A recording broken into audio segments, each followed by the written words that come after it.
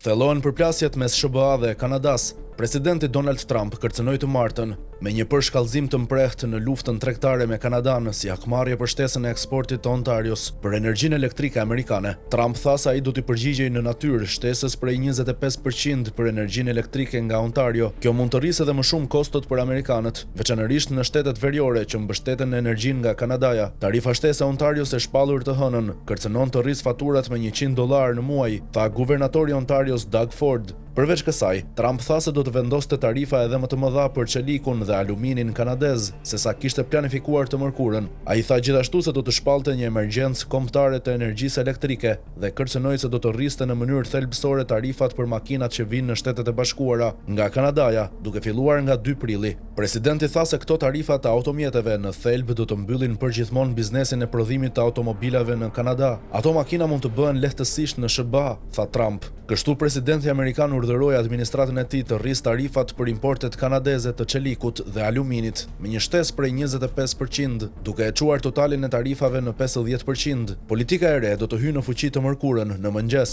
tha Trump në një postim në Truth Social, që përsëriti gjithashtu thirrjet e tij për Kanadan që të bashkohet me SBA si shteti i 51. Trump tha se ai po vendoste tarifat e fundit në përgjigje të një vendimi të qeverisë së Ontarios për të vendosur një taks 25% për eksportet e energjisë elektrike në SBA.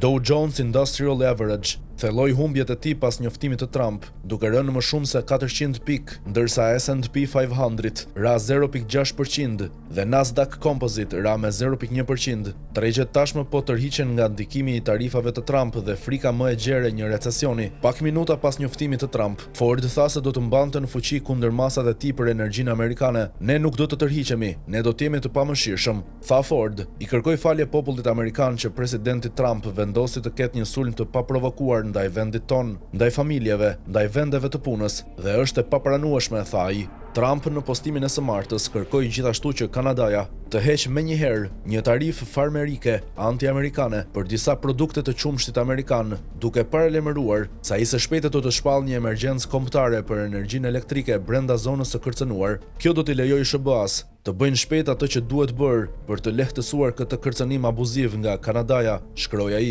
Trump, i cili shpesh i cilëson tarifat si një mjet shumë ekonomik, ka reklamuar 2 prillin si datën ku ai do të vendosë tarifa reciproke të përhapura ndaj vendeve të tjera që kanë detyrimet e tyre për mallrat amerikane.